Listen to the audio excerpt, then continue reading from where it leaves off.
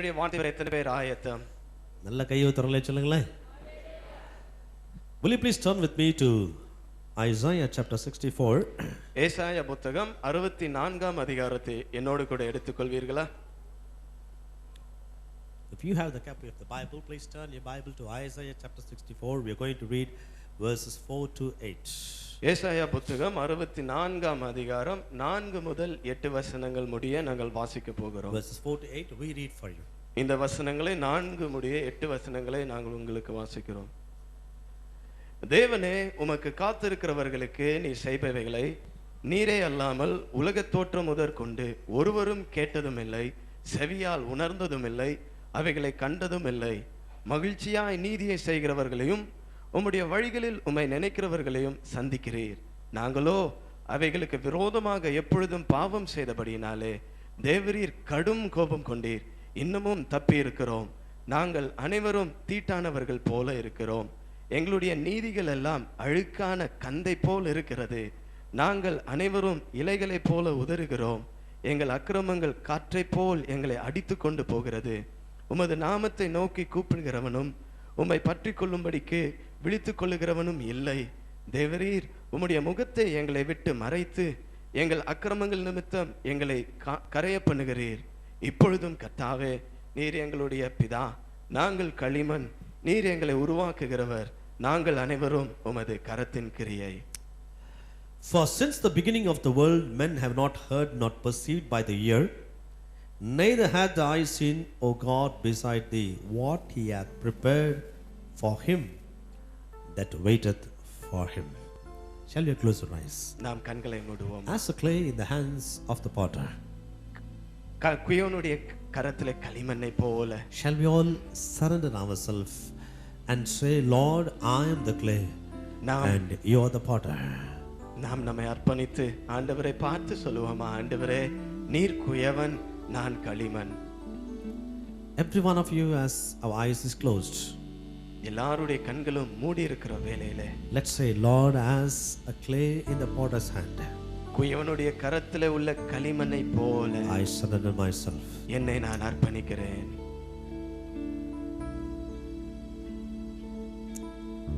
Shall we say that? இதை சொல்லுவோமா? Have thine own way, Lord. Have thine own way. Thou art the potter, I am the clay. Mold me and make me after thy will, while I am waiting, yielded and still. Have thine own way, Lord. Have thine own way.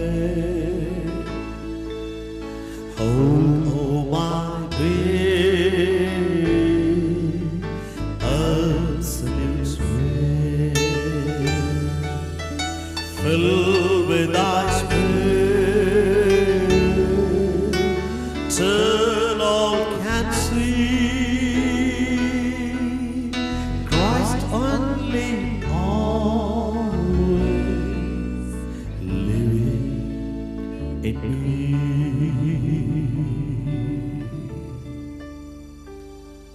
Fill each and every one of us with thy spirit, that people may see that Christ is living in me.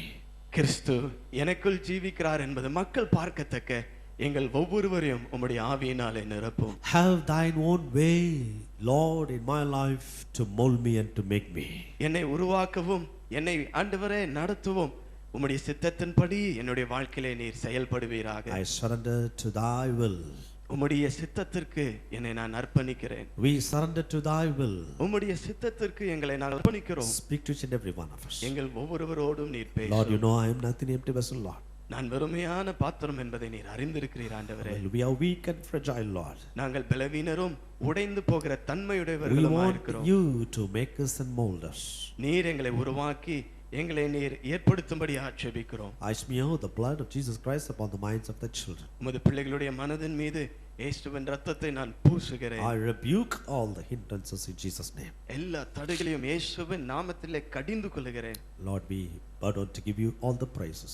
உமக்கே எல்லா துதி செலுத்த எங்களை படைக்கிறோம். In Jesus' name we pray. இயேசுவின் நாமத்தில் ஜெபிக்கிறோம் பிதாவே. Amen. Amen. Praise be to God's holy name.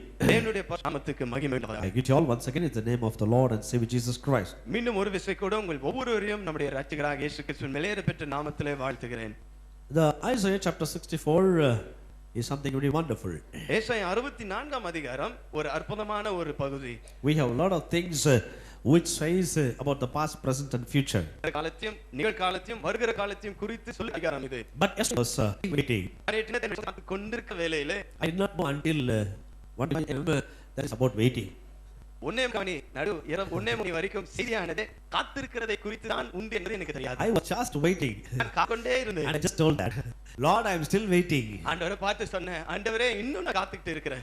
And the Lord said, that is the message. ஆண்டவர் சொன்னாரு, அதுதான் செய்தி. Sometimes the Lord takes us to very difficult situations. கர்த்தர் ஒரு சில நேரங்களிலே கஷ்டமான பாதையின் வழியாக நம்மை அழைத்து செல்கிறார். Sometimes He corners us. ஒரு சில நேரத்திலே நம்மை மூலைக்கு கொண்டு போய் விடுகிறார். But without knowing, that is the way that He tries to harness us. ஆனால் நமக்கு தெரியாமலே இருக்கும் அந்த வழியின் மூலமாக தான் தேவன் நம்மை கனப்படுத்த விரும்புகிறார். God corners and honors. கர்த்தர் நம்மை மூலைக்கு தள்ளி நம்மை கனப்படுத்துகிறார். So whenever we are when we feel that God He said, அவன் சொன்னான், I go for it, He is not there. நான் முன்னே செல்கிறேன், அவர் அங்கே இல்லை. I see that He is not there. நான் பின்னே திரும்பி பார்க்கிறேன், But அங்கேயும் இல்லை. one thing I know, ஆனால் ஒரு காரியம் I தெரியும், know, ஒரு காரியம் He தெரியும். works. அவர் கிரியை செய்கிறார். He works. அவர் கிரியை செய்கிறார். Hallelujah. Hallelujah. He works behind each and every one of us. நான் ஒவ்வொருவருக்கு பின்பாகவும் தேவன் கிரியை செய்கிறார். This morning I just want to give a few thoughts what the Holy Spirit laid in my heart. ஆவியானவர் என் உள்ளத்திலே கொடுத்திருக்கிற ஒரு சில குறிப்புகளை உங்களுக்கு சொல்ல As விரும்புகிறேன். a key verse, we read verse 4 of chapter Isaiah 64. இந்த செய்தியின் மூலை வசனமாக 64ஆம் அதிகாரம் 4ஆம் வசனத்தை வாசிக்கிறோம். Since the beginning of the world, men have not heard nor perceived by the ear, that hath the eye seen, O God, beside thee, what He hath prepared for him that waiteth for Him. தேவனே உமக்கு காத்திருக்கிறவர்களுக்கு நீ செய்பவைகளை நீரே அல்லாமல் உலக தோற்றம் முதற்கொண்டு ஒருவரும் கேட்டதும் இல்லை, செவியால் உணர்ந்ததும் இல்லை, அவைகளை கண்டதும் இல்லை. The title to this message is Wait. இந்த செய்தியின் தலைப்பானது காத்திரு. Hallelujah. Hallelujah. We need to wait. நாம் காத்திருக்க வேண்டும். Waiting is a divine habit and works a divine character in children of God's life. காத்திருக்கிற இந்த பழக்கமானது ஒரு தெய்வீக பழக்கம். காத்திருக்கிற வேளையிலே தெய்வீக குணங்களை நமக்குள் வளர்த்துக் கொள்கிறோம். It helps us to discover God's supernatural power and wisdom each and every one of life. நம்முடைய வாழ்க்கையிலே காணப்படுகிற தேவனுடைய இயற்கைக்கு அப்பாற்பட்ட வல்லமையை நாம் காத்திருக்கிற வேளையிலே நாம் கண்டு கொள்கிறோம். I repeat once again. மீண்டும் சொல்லுகிறேன். See, there's a lot of difference between the secular children and God's children. உலக மக்களுக்கும் தேவனுடைய பிள்ளைகளுக்கும் ஒரு பெரிய வித்தியாசம் உண்டு. Worldly people also wait. உலக மக்களும் They காத்திருப்பார்கள். also wait for things to happen. அவர்களும் காரியம் நடக்க வேண்டும் என்று They காத்திருப்பார்கள். also wait things to come. காரியம் வர வேண்டும் என்று காத்திருப்பார்கள். But they have a time frame. ஆனால் அவர்களுக்கு ஒரு கால அளவு இருக்கிறது. If doesn't happen in that time frame, அந்த காலத்துக்குள் நடக்கவில்லை என்றால் they are disturbed and they say something wrong. அவர்கள் அசைக்கப்பட்டு ஏதோ தவறு நடக்கிறது என்று சொல்லுவார்கள். But there's a big difference in the children of God's life. ஆனால் தேவனுடைய பிள்ளைகளுடைய வாழ்க்கையிலேயோ ஒரு பெரிய வித்தியாசம் உண்டு. We also have to wait. நாமும் காத்திருக்க வேண்டும். Not like them, அவர்களை போல அல்ல. but we have to wait in a different situation. நாம் வேறு ஒரு சூழ்நிலையிலே காத்திருக்க வேண்டும். So to allow to make us known or to teach us something very important lesson about waiting, the Lord allows certain situations in our life that we may learn about it. காத்திருப்பதின் அவசியத்தை நாம் அறிந்து கொள்ள, காத்திருப்பதன் மூலமாக ஏதோ ஒரு சில பாடங்களை கற்றுக்கொள்ள தேவன் நம்முடைய வாழ்க்கையிலே நாம் காத்திருக்க அனுமதிப்பார். But unfortunately, sad to say, the children of God or the Christendom or the body of Christ, we do not have the habit and we don't want to wait. ஆனால் துரதிர்ஷ்டமான ஒரு காரியம், பரிதாபமான காரியம் என்னவென்றால், கிறிஸ்துவின் சபை, கிறிஸ்துவின் ராஜ்யத்துக்குரியவர்கள் காத்திருப்பது இல்லை. We need to understand what is the real heart of God when giving this message.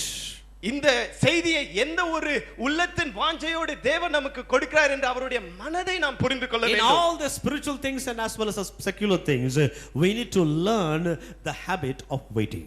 ஆவிக்குரிய காரியங்களும் ஆனாலும் சரி, உலக காரியங்கள் ஆனாலும் சரி, எல்லாவற்றிலும் காத்திருக்க நாம் பழகிக் கொள்ள I வேண்டும். repeat again what I said நான் earlier. மீண்டும் சொல்லுகிறேன். Waiting helps us to discover God's supernatural power and wisdom in our personal life. நம்முடைய தனிப்பட்ட வாழ்க்கையில காணப்படுகிற தேவனுடைய இயற்கைக்கு அப்பாற்பட்ட வல்லமையை நாம் கண்டுகொள்ள காத்திருக்கிறதல் உதவி We செய்கிறது. need to ask a question to ourselves. நம்மை பார்த்து ஒரு கேள்வி What must I do to fulfill the will of God in my life? என்னுடைய வாழ்க்கையிலே தேவனுடைய சித்தத்தை நிறைவேற்ற நான் என்ன செய்ய வேண்டும்? Amen. Amen. Every one of you need to ask a question. எல்லாரும் உங்களை பார்த்து ஒரு கேள்வி கேட்கணும். என்னுடைய வாழ்க்கையிலே தேவ சித்தத்தை நிறைவேற்றுவதற்கு நான் என்ன செய்ய வேண்டும்? உண்மையா எல்லாருக்கும் அந்த கேள்வி இருக்குதா? எத்தனை பேருக்கு அந்த கேள்வி இருக்குது? நல்லா கை தூக்குங்க பார்க்கலாம். தேவ சித்தத்தை என் வாழ்க்கையில நிறைவேற்றுவதற்கு நான் என்ன செய்ய வேண்டும்? நல்லா கை தூக்குங்க பார்க்கலாம். நிறைய பேர் கை கழுமே. நான் கேட்க தப்பான்னு கேட்கலையே. கை கையில் போடுங்க. We have the question. We want to know what the Lord wants us to do. நமக்கு அந்த கேள்வி உண்டு. தேவன் நான் என்ன செய்ய விரும்புகிறார் என்று தெரிந்து கொள்ள ஆசைப்படுகிறோம். One of the answer for this question is, இந்த கேள்விக்கான பதில்களிலே ஒரு பதில், we have to wait. நாம் காத்திருக்க வேண்டும். We have to wait. நாம் காத்திருக்க வேண்டும். Waiting for God, waiting on God, or waiting with God are various experiences. தேவனுடைய சமூகத்திலே காத்திருப்பது, தேவனுக்காக காத்திருப்பது, இவைகள் வித்தியாசமான அனுபவங்கள். தேவனுக்காக காத்திருப்பது, தேவனோடு காத்திருப்பது, தேவன் மூலமாக காத்திருப்பது. தேவனுக்காக, தேவனோடு, தேவனுடன் காத்திருப்பது. Waiting for God, waiting on God and waiting with God are various experiences. தேவனோடு காத்திருப்பது, தேவனுடன் காத்திருப்பது, தேவனோடு காத்திருப்பது வித்தியாசமான அனுபவங்கள். I have already preached a message on this also. இதை குறித்து நான் ஏற்கனவே பிரசங்கம் பண்ணி இருக்கிறேன். But yesterday this was something very new. ஆனால் நேற்றைய தினம் இது ஒரு புதுமையாக காணப்பட்டது. The Lord wants us to wait in different times. கர்த்தர் வெவ்வேறான சூழ்நிலைகளிலே காத்திருக்க வேண்டும் என்று விரும்புகிறார். And different places. வெவ்வேறான இடங்களிலே. I'll give you the 5 thoughts what the Lord gave me. கர்த்தர் எனக்கு கொடுத்த 5 குறிப்புகளை நான் கொடுத்து விடுகிறேன். We have to wait in the time of trials. நாம் பாடுகளின் சூழ்நிலையிலே காத்திருக்க வேண்டும். We have to wait in the time of tests. பரீட்சையில் காத்திருக்க வேண்டும். Number 1, முதலாவது we have to wait in the trials. பாடுகளில் காத்திருக்க வேண்டும். We have to wait in the test. பரீட்சையில் காத்திருக்க வேண்டும். We have to wait in his time. பதிலுக்கு காத்திருக்க வேண்டும். And finally we have to wait in the tabernacle. பலிபீடத்தில் காத்திருக்க வேண்டும். Hallelujah. ஹalleluya. தமிழ்ல சொன்னா பாடுகள்ல காத்திருக்கணும், பரீட்சையில காத்திருக்கணும், பதிலுக்கு காத்திருக்கணும், பலிபீடத்துல காத்திருக்கணும். ஹalleluya. எல்லாரும் சொல்லுங்க பார்க்கலாம். பாடுகளில் காத்திருக்க வேண்டும். சொல்லுங்களேன். பாடுகளில் காத்திருக்க, அந்த பாடுகள் வார்த்தை நல்ல ரொம்ப வாயில வரலையா? சத்தமா சொல்லுங்க. பாடுகளில் காத்திருக்க வேண்டும், பரீட்சையில் காத்திருக்க வேண்டும், பதிலுக்கு காத்திருக்க வேண்டும், அப்புறம் பலிபீடத்தில் காத்திருக்கணும். There are so many things. பல காரியங்கள் உண்டு. But the Lord confined my message in these 5 thoughts. ஆனால் கர்த்தர் நமக்கு கொடுக்கிற இந்த செய்தி இந்த 5 குறிப்புகளிலே இன்றைக்கு பார்க்க போகிறோம். It's a simple short message. இது எளிமையான சுருக்கமான ஒரு But செய்தி. we need to adhere this and we have to keep this thing in our minds. ஆனால் இந்த காரியத்தை நம்முடைய மனதிலே வைத்து கடைபிடிக்க வேண்டும். Praise be to God's holy name. தேவனுடைய பரிசுத்த நாமத்துக்கு மகிமை I was உண்டாவதாக. going through a lot of biographies of various people. நான் அநேகருடைய வாழ்க்கை வரலாறுகளை படித்துக் கொண்டிருந்தேன். Lot of trials and temptations come across in our life. நம்முடைய வாழ்க்கையில அநேக சோதனைகள், அநேக பிரச்சனைகள் வருகிறது. Yesterday when I was just sitting on in the net, I just came through the actual news which was presented when John F. Kennedy was assassinated in the United States so many years ago. பல வருஷத்துக்கு முன்பதாக அமெரிக்க ஐக்கிய நாட்டின் ஜனாதிபதியாகிய John F Kennedy அவர்கள் கொல்லப்பட்ட நேரத்திலே வெளிவந்த விவரங்களை நான் நேற்றைய தினத்திலே கம்ப்யூட்டரிலே பார்த்து கொண்டிருந்தேன். So many miles away, one little young girl was sitting in her home. அந்த சம்பவம் நடந்த இடத்திலிருந்து பல மைல்கள் தள்ளி ஒரு இளம் பெண் தன்னுடைய வீட்டிலே உட்கார்ந்து கொண்டிருந்தாள். And when she heard that John Kennedy was shot dead, John Kennedy அவர்களை சுட்டு கொண்டு விட்டார்கள் என்று கேட்ட நேரத்தில் she was watching the news. அவள் அந்த செய்தியை பார்த்து She கொண்டிருந்தாள். wanted to go and attend the funeral, எப்படிக்கு போக வேண்டும் என்று விரும்பினாள். which is very far. It's an overnight journey. அது இரவு முழுவதும் செய்ய வேண்டிய ஒரு பயணம். But she somehow loved the president so much, in such a way, that she wanted to go without her personal situation did not allow her. ஆனால் ஜனாதிபதியை அவள் அதிகமாக நேசித்தபடியினால் எப்படியாவது அவர் அடக்கத்துக்கு செல்ல வேண்டும் என்று விரும்பினாள். ஆனால் அவளுக்கு இருந்த சூழ்நிலையோ அவளை அனுமதிக்கவில்லை. She wrote a letter, a small note, and left it silently in the sister's bed who was lying down, and she opened the door in the midnight and creeped away. இவள் என்ன செய்தால், ஒரு சின்ன காகிதத்தில் ஒரு செய்தியை எழுதி பக்கத்தில் படித்துக் கொண்டிருந்த சகோதரியிடம் அதை வைத்து விட்டு கதவை அமைதியாக திறந்து வெளியே சென்றார். It was a very cold night. அது மிகவும் குளிரான ஒரு இரவு. And anybody cannot walk on the open road. அந்த இடத்திலே திறந்த வெளியில யாராலும் நடக்க முடியாத அளவு. And she did not know how she is going to go. எப்படி போக வேண்டும் தெரியவில்லை. But she was a child of God. ஆனால் அவள் தேவனுடைய பிள்ளை. And added note, John F. Kennedy was a very good believer too. ஆமென். சொல்ல போனால் ஜான் எஃப் கென்னடி அவர்களும் ஒரு நல்ல விசுவாசி. As a man of God, he did great things for the United States during his regime. அவருடைய ஆட்சியின் மூலம் அந்த அமெரிக்க நாட்டுக்காக அவர் பல நன்மைகளை செய்தார். And this girl, இந்த பெண், she walked on the road. அவள் ரோட்டிலே நடந்து போகிறாள். Nobody was there. யாரும் இல்லை. And she started running. அவள் ஓட ஆரம்பித்தாள். And she started taking a shortcut and going. She thought, I'll go to the station and get a train and go the next morning to attend the funeral. ஏதாவது குறுக்கு வழி கிடைக்குமா என்று பார்த்து ஸ்டேஷனுக்கு ஓடி நான் ட்ரெயினை பிடித்து அடுத்த நாள் காலையில அடக்கத்துக்கு போய் சேரணும்னு ஓட ஆரம்பிச்சாள். And she went on the road. அவள் ரோட்ல போற. Actually there's no train at all. அந்த இடத்துல பாத்தீங்கன்னா வேற வண்டி எதுமே இல்ல. And one tractor was passing away. அந்த இடத்துல பார்த்தோம்னா அந்த டிராக்டர் அந்த வழியாக வந்தது. And it's picked her up and they left it near the station. அந்த டிராக்டர்ல இருந்தவர்கள் அவளை டிராக்டர்ல ஏத்தி ரயில்வே ஸ்டேஷன்ல இறக்கி விட்டாங்க. But the station master said there's no train. ஆனா ஸ்டேஷன் மாஸ்டர் சொல்றாரு ட்ரெயின் இல்லையே. She started walking. அவன் நடக்க ஆரம்பித்தா. She said, Lord, I want to go to the funeral. ஆண்டவரே எப்படியாவது நான் அடக்கத்துக்கு போகணும். And she started walking. அவள் நடக்க ஆரம்பித்தா. And she came across a big ranger's compound where there were horses. ஆமென். அந்த இடத்துல நிறைய குதிரைகள் இருக்கிற ஒரு இடத்துக்கு ஒரு காம்பவுண்ட் அவள் சந்தித்தாள். And she was so bold enough to take a horse and started riding in it. அவளுக்கு இருந்த தைரியத்தை பாருங்க. அங்க இருந்த ஒரு குதிரையை எடுத்து மேல உட்கார்ந்து சவாரி செய்ய ஆரம்பிச்சாள். And this horse started running. இந்த குதிரை நல்ல வேகமா ஓட ஆரம்பித்தது. At one particular place it threw her down and went off. ஒரு குறிப்பிட்ட நேரத்துல குதிரை இந்த பெண்ணை தள்ளி விட்டு ஓட ஆரம்பித்தது. And she was rolling down on the road. அவ இந்த மண்ணிலே அவள் உருண்டு கொண்டிருந்தாள். And it was a very chill night and legs and fingers started to freeze. அதிக குளிரா இருந்தபடினால கையும் காலும் குளிரிலே அது வலிக்க ஆரம்பித்தது. The horse really traveled some many miles. இந்த குதிரை பாத்தீங்கன்னா பல மைல் அவளை மேல உட்கார வைத்து ஓடினது. I concise the story. இதை சுருக்கமாக சொல்கிறேன். And it so happened she was on the middle of the road facing her death. உண்மை என்ன, அவள் நடு ரோட்டிலே மரணத்தை சந்திக்கிற அளவிலே மரண தருவாயிலே இருந்தாள். She was almost freezing to death. அவள் குளிரிலே அப்படியே பனிக்கட்டிய போல காணப்பட்டாள். Suddenly திடீரென்று some vehicle passed. She saw the light of a vehicle passing through. அந்த வழியாக வருகிற ஒரு வண்டியின் வெளிச்சத்தை பார்த்தாள். So she, with all her little strength, she wanted to grab the attention of the vehicle. She rolled down and came to the center of the road. அவளுக்கு இருந்த பலத்தை எல்லாம் சேகரித்து எப்படியாவது வண்டியை நிறுத்தணும்ன்றதுக்காக உருண்டு ரோட்டின் நடுவுல வந்தாள். And she laid down dead. அந்த இடத்துல அப்படியே மரித்து போயினாள். And but she did not really die. ஆனால் உண்மை மரிக்கவில்லை. The persons carried this young girl to their place. வண்டியில வந்தவங்க இந்த இளம் பெண்ணை அவங்களுடைய இடத்துக்கு அழைத்து சென்றாங்க. Fortunately, the person's residence was near the place where John Kennedy was about to be buried. ஆமென்.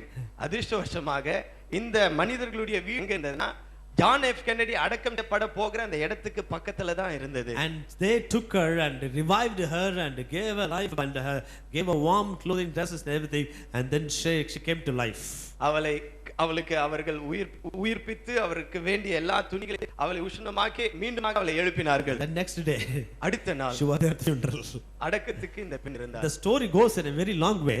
இது நீண்ட ஒரு சம்பவம். But in spite of the again the weather, in spite of the situations which is not pleasant for her, but she determined to go and she went there. அவளுக்கு சுற்றிலும் இருந்த எதிர்மறையான காரியங்கள் மத்தியிலும் எப்படியாவது போக வேண்டும் என்று நினைத்து போனாள். And she reached it. அந்த இடத்திற்கு சென்றாள். And after the funeral, அந்த அடக்கத்திற்கு பிறகு she telephoned home. அவள் வீட்டுக்கு போன் செய்தாள். She was not able to telephone. Actually, the person who carried her, they telephoned. அவளால் போன் கூட பண்ண முடியல. தூக்கிட்டு போனவங்க போன் பண்ணாங்க. And fortunately, one of her uncle was passing that side. அதிர்ஷ்டவசமாக அவளுடைய மாமாக்கள்ல ஒருவர் அந்த வழியா கடந்து போனார். And they came and took her back home. அவங்க வந்து இந்த இடத்திற்கு வந்து They இந்த were not பிள்ளையை able வீட்டுக்கு to believe how this girl came to that spot. எப்படி இந்த பிள்ளை இந்த இடத்துக்கு வந்தால் என்று அவர்களால் நம்பவே What I முடியவில்லை. am trying to say this. நான் என்ன சொல்ல வருகிறேன்? God has kept a goal before our eyes. கர்த்தர் நமக்கு முன்பாக கண்களுக்கு முன்பாக ஒரு இலக்கை வைத்திருக்கிறார். Unpleasant situations will come through the way. எதிர்மறையான சூழ்நிலைகள் நம்முடைய வழியிலே வரும். If our eyes is fixed on the goal, நம்முடைய கண்கள் நமக்கு முன்னால இருக்கிற இலக்கின் மீது இருக்கும் the என்றால் trials and temptations will never stop us.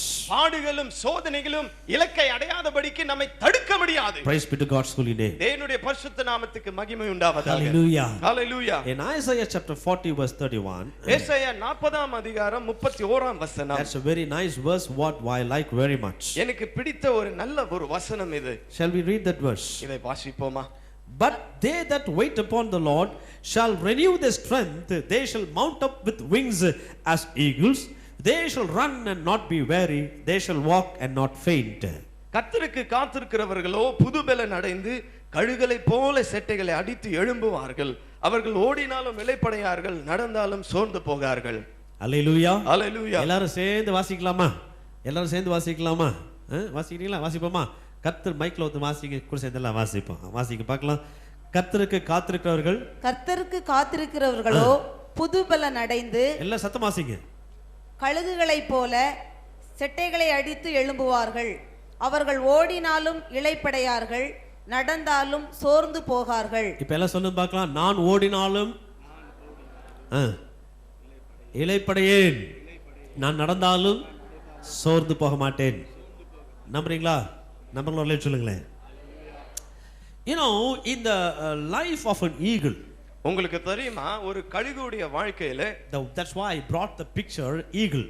அதனால தான் இந்த கழுகு படத்தை கொண்டு வருகிறேன். The eagle has a very peculiar characters. இந்த கழுகுக்கு ஒரு வித்தியாசமான ஒரு பழக்கம் உண்டு. Really, the life of an eagle gives us a lot of lessons, and there's a great plan in the Lord's heart in putting eagle in the Bible. Amen. ஒரு கழுகுடைய வாழ்க்கை நம் அனைவருக்கும் பல பாடங்களை கற்றுக் கொடுக்கிறது. அதனால தான் தேவன் இந்த கழுகை குறித்தும் வேதத்திலே குறிப்பிட்டு இருக்கிறார். The thought came about soaring eagle.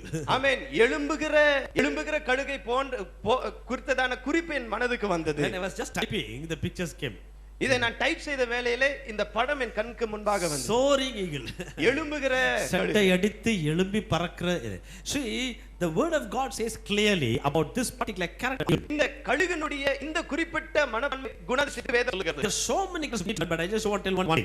பல குணாதிசயத்தை கற்றுக்கொள்ள வேண்டும். ஆனால் ஒரு காரியத்தை மாத்திரம் சொல்லுகிறேன். You know, when the storm comes, புயல் வரும்போது, the big hurricane wind which comes like a whirlwind, ஆமென், புயல் போல காற்று வீசும்போது, other creature, all the other come out, எல்லா மற்ற சிருஷ்டிகளும் போய்க்கொள்ள வேண்டும் என்று போவார்கள், including us. நாமும் கூட அதை தான் செய்வோம். We try to hide ourselves. இந்த பெரிய அழிவிலிருந்து நான் தப்பிக்கொள்ள எங்கேயாவது போய் ஒளிந்துக்கொள்ள முயற்சிப்போம். But you know what's the characters of an eagle? ஆனால் கழுகுக்கு இருக்கிற குணாதிசயம் என்ன When உங்களுக்கு தெரியுமா? this type of strong wind comes, இப்படிப்பட்ட பெரும் வரும்போது, you try level best to fly and get caught inside the wind. எப்படியாவது அடிக்கிற சுழல் காற்றுக்குள்ளே நுழைந்து நாம் இட வேண்டும் என்று முயற்சிக்கும். And what will happen? So we'll come and we'll get caught in the whirlwind.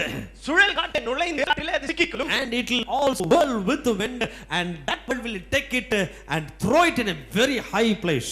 இந்த சுழல் காற்றிலே சிக்கிக் கொண்டிருந்த அந்த கழுகு காற்றோடு அது சுழன்று அந்த காற்று இந்த கழுகு தூரத்திலே தூக்கி போடும். So what do we understand from that? இதிலிருந்து நாம் எதை புரிந்து To கொள்கிறோம்? experience the heights of its life, it expects eagerly eagerly to get into the whirlwinds. தன்னுடைய வாழ்க்கையிலே மேகங்களை அடைவதற்கு தன்னுடைய சுழல் காற்றை இந்த கழுகு எதிர்பார்க்கிறது. That's why we need to understand that God allows trials in our life so that we understand the supernatural power of God in a very high way. இதை போல நம்முடைய வாழ்க்கையிலே ஆவிக்குரிய மேலான இயற்கைக்கு அப்பாற்பட்ட இடங்களை அடையும்படிக்கு கர்த்தரினுடைய வாழ்க்கையிலே பாடுகளை அனுபவிக்கிறார் என்பதை புரிந்து கொள்ள வேண்டும். I have a lot of references from the scriptures. இதை குறித்ததான வேத வசனங்கள் அநேகம் என்னிடத்தில் உண்டு. I'll just give a simple scripture one by one which the Lord gave me. கர்த்தர் எனக்கு கொடுத்த வசனங்களை ஒவ்வொன்றாக கொடுக்கிறேன். In Acts of the Apostles chapter 9, அப்போஸ்தலர் நடபடிகள் 9ஆம் அதிகாரம் in verse 5 down, 5ஆம் வசனத்திலிருந்து கீழே we see here how Saul, who started persecuting the children of God, was touched by the Lord's presence on the way. தேவனுடைய பிள்ளைகளை உபத்திரப்படுத்திக் கொண்டிருந்த இந்த சவுல் போகிற வழியிலே எப்படி தேவனால் சந்திக்கப்பட்டான் என்பதை பார்க்கிறோம். And in verse 6 he says, trembling and astonished, I said, Lord, what do you want me to do? ஆண்டவரே நான் என்ன செய்ய வேண்டும் என்று பயந்து கேட்கிறதை பார்க்கிறோம். Sometime back we just said what I should do to do the will of God. ஆண்டவரை பார்த்து ஒரு சில நேரத்துக்கு முன்னாடி கேட்டோம், உம்முடைய சித்தத்தை செய்ய நான் என்ன செய்ய வேண்டும்? நம்ம எல்லாரும் சொன்னோம் இல்லையா, அவருடைய சித்தத்தை செய்வதற்கு நான் என்ன செய்யணும்? Here the same question is raised by Paul to the Lord. இதே கேள்வியை தான் சவுல் ஆண்டவரை பார்த்து கேட்கிறான். And he said, arise and go into the city, and it shall be told thee what thou must do. 6ஆம் வசனம், அதற்கு கர்த்தர், நீ எழுந்து பட்டணத்துக்குள்ளே போ, நீ செய்ய வேண்டியது அங்கே உனக்கு சொல்லப்படும் என்றார். வாசிங்க 7 8 9 வாசிங்க. அவனுடனே கூட பிரயாணம் பண்ணின மனுஷர்கள் சத்தத்தை கேட்டும் ஒருவரையும் காணாமல் பிரமித்து நின்றார்கள். சவுல் தரையிலிருந்து எழுந்து தன் கண்களை திறந்தபோது ஒருவரையும் காணவில்லை. அப்பொழுது கைலாகு கொடுத்து அவனை தமஸ்குவுக்கு கூட்டிக் கொண்டு போனார்கள். அவன் 3 நாள் பார்வை இல்லாதவனாய் புசியாமலும் குடியாமலும் இருந்தான். Now this verse 9 touched me. இந்த 9ஆம் வசனம் என்னை தொட்டது. What is the word of God says? He was 3 days without sight and without food. தேவனுடைய வார்த்தை இங்கே சொல்லுகிறது, அவன் 3 நாள் பார்வை இல்லாதவனாய் புசியாமலும் குடியாமலும் இருந்தான். He was blind. அவன் பார்வை இல்லாதவன். He was in hunger. அவன் பசியிலே காணப்பட்டான். And he was in a place where he did not know. எந்த இடத்துல இருக்கிறேன் என்று தெரியாமல் ஒரு இடத்துல இருந்தான். Paul had to wait 3 days. இந்த பவுல் 3 நாள் காத்திருப்பது வேண்டியதா இருந்தது. Paul had to wait 3 days. Pavul இப்படி காத்திருப்பது அவசியம். Imagine when the Lord wants to do something in your life. யோசித்து பாருங்க, உங்களுடைய வாழ்க்கையில கர்த்தர் ஏதாவது செய்ய விரும்பும்போது He will not give you a clear cut information. கர்த்தர் உங்களுக்கு தெளிவான முறையிலே எந்த ஒரு விவரத்தையும் கொடுக்க மாட்டார். Sometimes the Lord will tell go. கர்த்தர் ஒரு சில நேரத்துல சும்மா போ என்று சொல்லுவார். Without giving the address. Without giving the address. விலாசத்தை கொடுக்காமலே போ என்று சொல்லுவார். Sometimes he will tell you to talk. ஒரு சில நேரத்துல பேசு என்று சொல்லுவார். Without showing the person. எந்த நபரையும் காட்டாமலே பேசு என்று சொல்லுவார். Sometimes he will tell us to do. ஒரு சில நேரத்துல செய் என்று சொல்லுவார். Without telling what to do. என்ன செய்ய வேண்டும் என்று சொல்லாமலே. You understand what I'm trying to say? நான் சொல்லுகிறதை புரிந்து கொள்ளுங்கள். Here when Saul said what do you want me to do? Saul இங்கே சொல்லும் பொழுது, ஆண்டவரே நான் என்ன செய்ய வேண்டும் என்று. He said go. ஆண்டவர் சொல்றார் போ. Arise and go. எழுந்து போ. So the first step is obedience. முதலாவது படி கீழ்ப்படி. And he went. அவன் போனான். And the men who journeyed with them, we see here, they took him to Damascus. அவனோடு பயணம் செய்தவர்கள் அவனை தமஸ்குவுக்கு அழைத்து செல்கிறதை Now பார்க்கிறோம். we do not know where did they take him. அவனை எங்கே அழைத்து சென்றார்கள் நமக்கு தெரியாது. Actually speaking, these people are an hostile people to the children of God. உண்மையா சொல்லணும்னா தேவனுடைய பிள்ளைகளுக்கு விரோதமான மக்கள் தான் சவுலோடு இருந்த மக்கள். So these people were from the Roman army. இந்த ரோம சேனையிலிருந்து வந்த மக்கள். And where would have they taken him? இந்த சவுலை எங்க கூட்டிட்டு போயிருப்பாங்க? We did not know. தெரியல நமக்கு. But we see here that they took him to a place where they do not know or where Saul doesn't know. அவங்களுக்கும் தெரியாத சவுலுக்கும் தெரியாத ஒரு இடத்துக்கு அவங்கள கூட்டிட்டு போனாங்கன்னு தான் தெரியும் நமக்கு. And now we see here இங்க பார்க்கிறோம், the place where they went அவர்கள் சென்ற is the place where the Lord prepared Ananias. அனனியா மனிதனை ஆயத்தம் பண்ணின தேவன் ஆயத்தம் பண்ணின ஒரு இடம். See how God takes us. கர்த்தர் நம்மை எடுத்து செல்றார் பாருங்க. See how the Lord leads us. கர்த்தர் நம்மை எப்படி நடத்துகிறார் பாருங்க. See how the Lord pushes us. கர்த்தர் நம்மை எப்படி தள்ளுகிறார். Sometimes the Lord will do like that. கர்த்தர் ஒரு சில நேரத்தில் இப்படி செய்வார். We will not be pleased in the way how the Lord leads us. கர்த்தர் நம்மை நம்மை நடத்துகிற வழியில நமக்கு சந்தோஷம் இருக்காது. I want to be in Trichy. நான் திருச்சியில இருக்கணும். But no, you have to go to Chennai. ஆனா இல்ல சென்னைக்கு போகணும். I want to be in Chennai. நான் சென்னையில இருக்கணும். No, you have to go to Trichy. இல்ல நீ திருச்சிக்கு போகணும். Sometimes we do not understand. ஒரு சில நேரத்துல நமக்கு புரியாதுங்க. He asks us to wait. நம்மள பார்த்து ஆண்டவர் In காத்திருன்னு the சொல்லுவார். beginning we will not understand. தொடக்கத்துல புரியாது. Saul said, பவுல் சொன்னா, oh, what should I do? என்ன செய்யணுங்க? Go. போ. Maybe God would have told him in the same day itself, at the same time itself.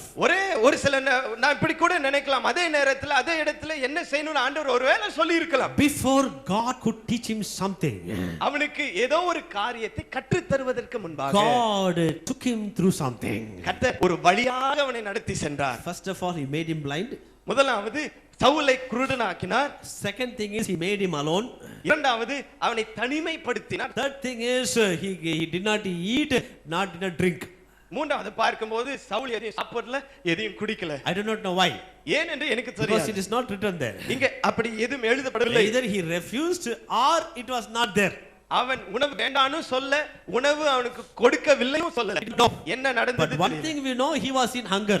ஆனா ஒரு காரியம் தெரியும், அவன் பசியில இருந்தான். See, God forced him to a situation where he tried him. ஒரு பாருங்க, கர்த்தர் ஒரு அவனை குருடாக்கும்படியாக ஒரு சூழ்நிலைக்குள் தள்ளுகிறதை பார்க்கிறோம். Lord, how ஆண்டவரே, I am alive? ஆண்டவரே நான் எப்படி உயிரோடு இருக்கிறேன்? Some very grievous accidents takes place. ஒரு சில நேரத்தில் மிகவும் பரிதாபமான விபத்துகள் ஏற்படுகிறது. But yet ஆனாலும் we are alive. நாம் உயிரோடு இருக்கிறோம். Hallelujah. Hallelujah. Hallelujah. Hallelujah. We would have thought I would have died. நாம் நினைப்போம் நான் செத்து போயிருப்பேனே. But I am alive. ஆனால் இப்பொழுது உயிரோடு இருக்கிறேன். God took us. தேவன் நம்மை எடுத்து சென்றார். God took us through situations. அந்த சூழ்நிலை மூலமாக கர்த்தர் To எடுத்து சென்றார். show his supernatural power in our life. நம்முடைய வாழ்க்கையில அவருடைய இயற்கைக்கு அப்பாற்பட்ட வல்லமை காண்பிக்க And Saul had to wait.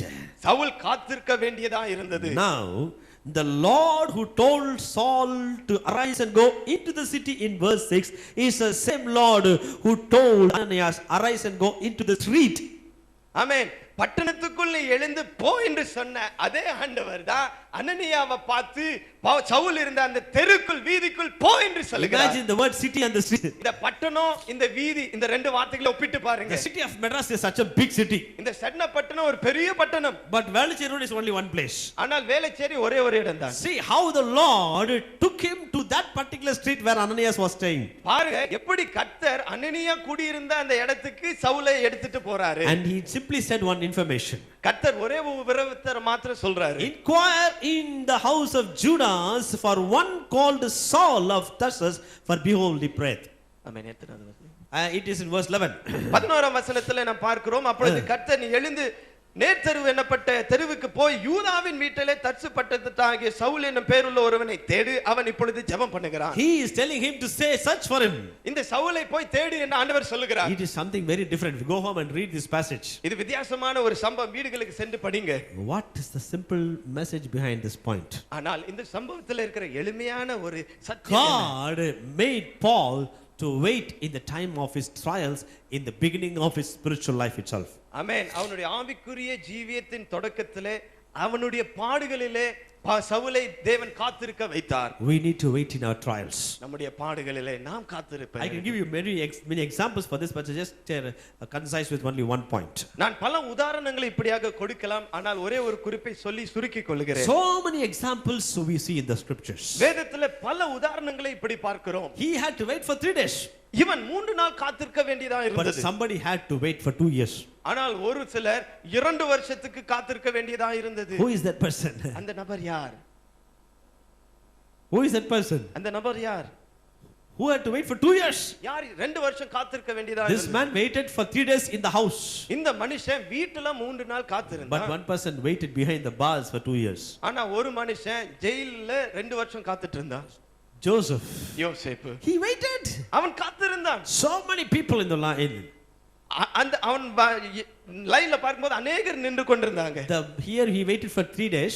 இங்க சவுல் 3 நாள் நிற்கிறார். Joseph waited for 2 years. யோசேப்பு 2 வருஷம் காத்திருக்கிறார். But somebody waited for 100 years. ஆனா ஒருவர் 100 வருஷம் காத்துட்டு இருந்தாரு. Who is that person? அந்த நபர் யார்? Abraham.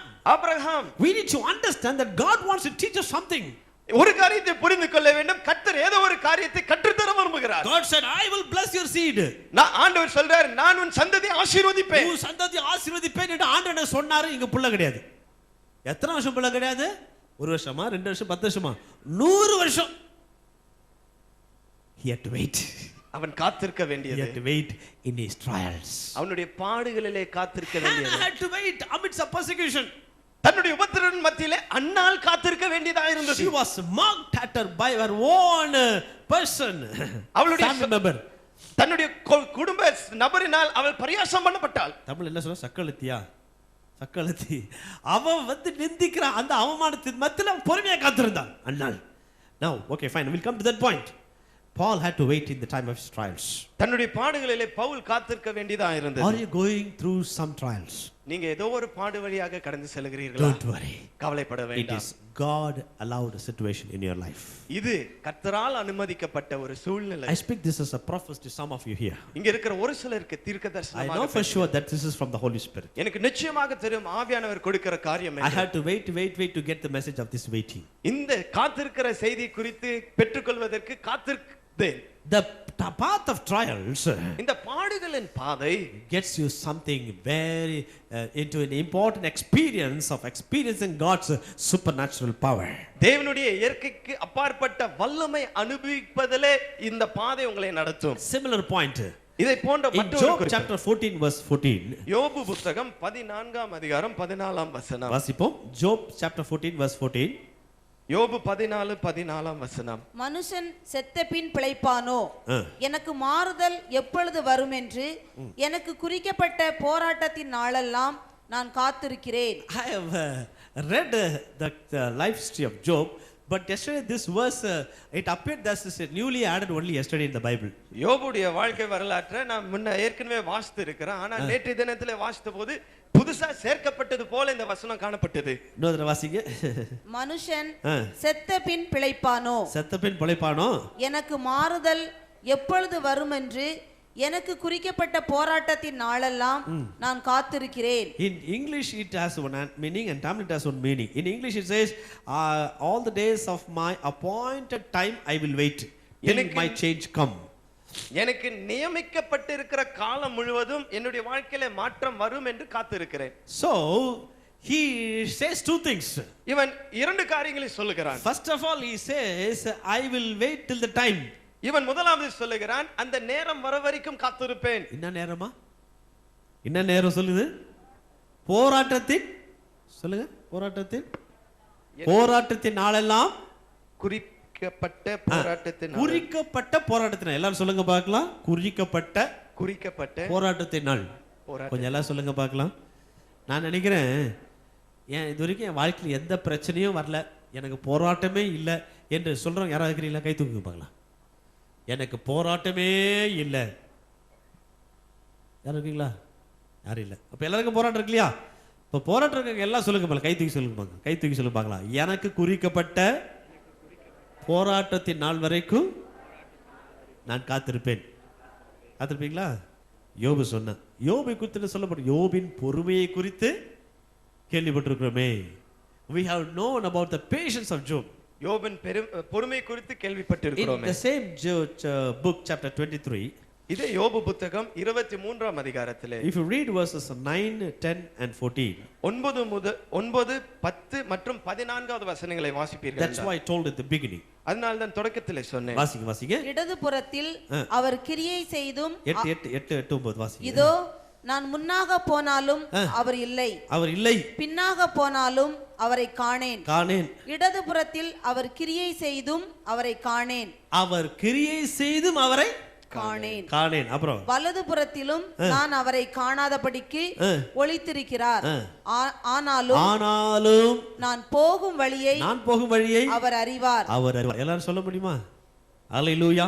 இன்னைக்கு சொல்லுங்க, விசுவாசத்தோட சொல்லுங்க. பிசாசு கேட்கிற மாதிரி சொல்லுங்க. ஆனாலும் நான் போகும் வழியை அவர் அறிவார். There is one brother here. இங்க ஒரு சகோதரன் இருக்கிறார். You are going through a lot of pain last week.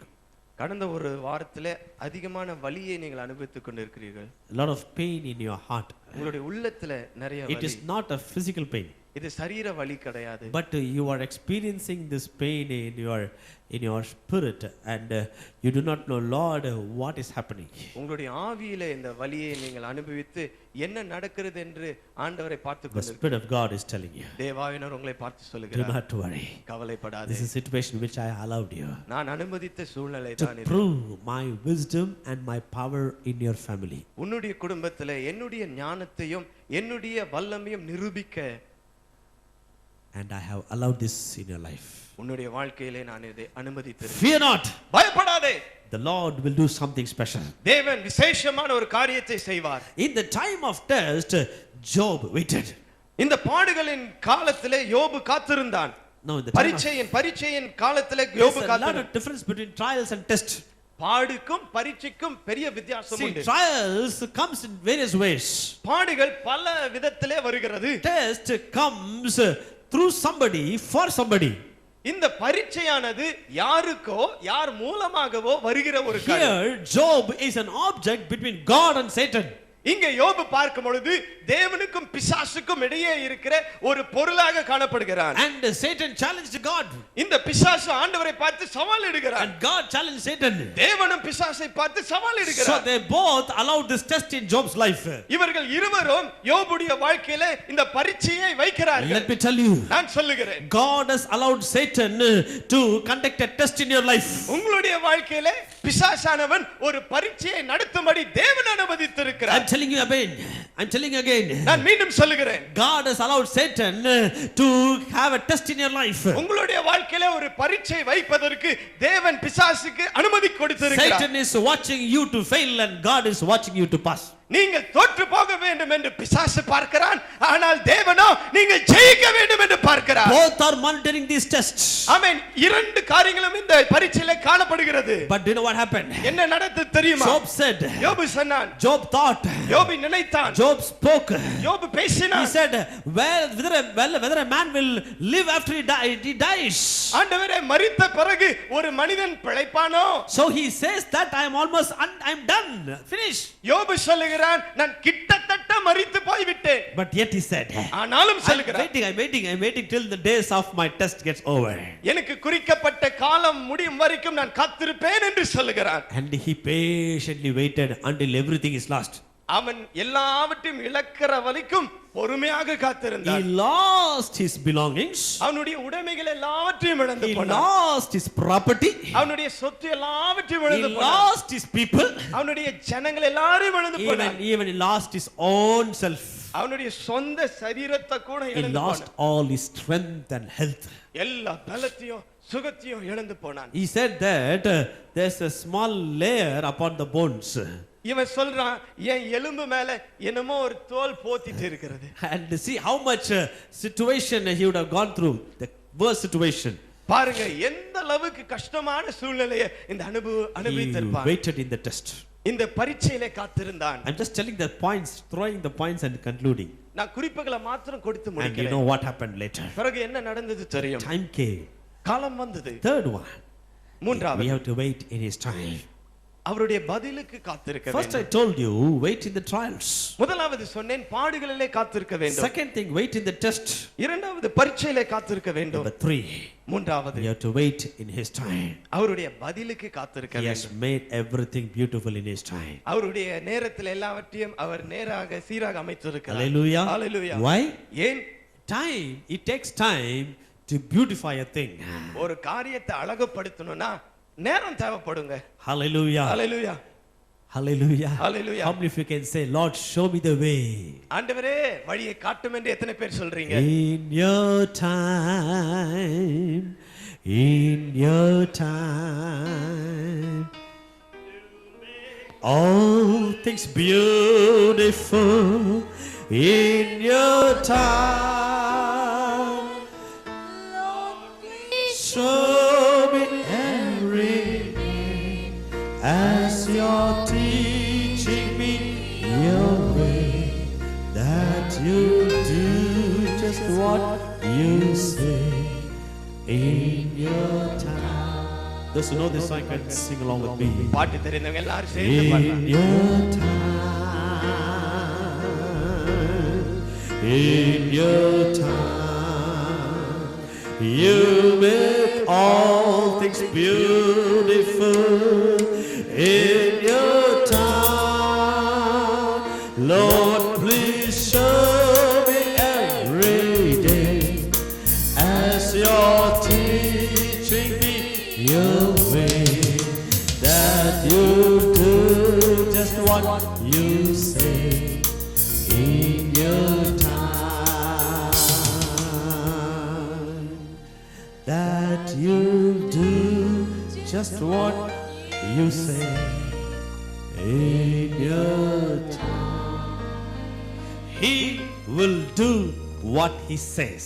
அவர் சொன்னதை அவர் செய்வார். திரும்ப சொல்றேன், அவர் உங்களுக்கு சொன்னதை செய்வார். ஆமென். ஆமென். ஆமென். எத்தனை பேர் காத்திருக்கிறீங்க? நிறைய விஷயத்துக்கு காத்திருக்கிறீங்கல்ல?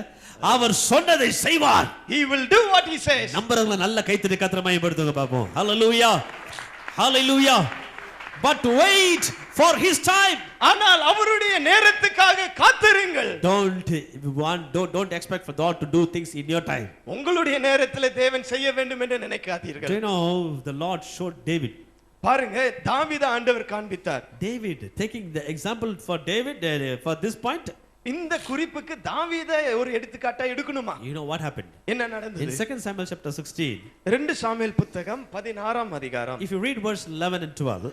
11 மற்றும் 12வது வசனத்தை வாசிப்பீர்கள் என்றால், His own son is coming against him. அவனுடைய சொந்த மகன் தாவீதுக்கு விரோதமாக வருகிறான். He who was a king. அவன் ராஜா. Actually he is a king. அவன்தான் ராஜா. He is a big shot. அவன் ஒரு பெரிய ஆள். But now what's happening here? ஆனால் இங்க என்ன நடக்கிறது? His own son is coming against him. அவனுக்கு விரோதமாக அவனுடைய சொந்த பையனே. Sometimes our own people will come against us. ஒரு சில நேரத்துல நம்முடைய சொந்த ஜனமே நமக்கு விரோதமாக வருவார்கள். We will not expect that this will happen. இது நடக்கும் அப்படினு நம்ம எதிர்பார்த்திருக்க மாட்டோம். We should be very very careful in these last days. இந்த கடைசி காலத்துல மிகவும் ஜாக்கிரதையா இருக்க வேண்டும். I repeat again. மீண்டும் சொல்கிறேன். This is a warning from the Holy Spirit. ஆவியானவர் கொடுக்கிற எச்சரிப்பு. Just cling on to the Lord's presence. தேவனுடைய பிரசன்னத்தை உறுதியா பற்றிக்கொள்ளுங்க. Don't look at people. ஜனங்களை பார்க்காதீங்க. If you look at people, ஜனங்களை பார்ப்பீர்கள் என்றால், Satan will use the situation to pull you out from God's will and God's presence. தேவனுடைய சித்தத்திலிருந்து பிரசன்னத்திலிருந்து உங்களை வெளியே இழுக்க பிசாசு அந்த சூழ்நிலையை பயன்படுத்துவார். That is one of the important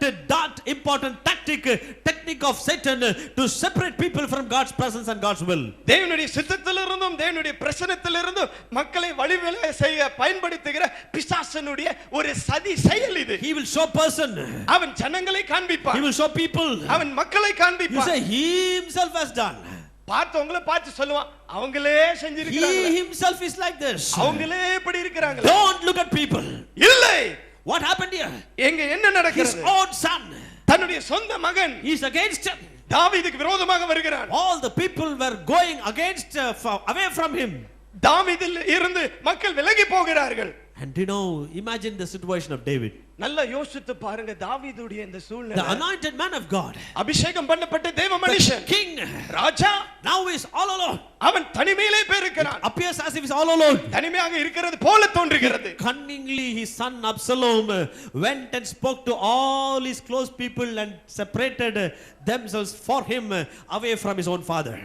தன்னுடைய மகனாகிய அப்சலோம் தந்திரமாக தாவீதோடு இந்த மக்களிடம் பேசி தாவீதிடத்திலிருந்து அவங்களை பிரிக்கிறான். We go home and read this situation, you can understand. இந்த சம்பவத்தை வீட்டுக்கு போய் வாசித்தீங்கன்னா புரிந்து கொள்வீங்க. He spoke to all the leaders. தலைவர்கள் எல்லாரையும் போய் பேசுறான். And unfortunately what a sad thing, the leaders heard, believed what Absalom said and went behind him.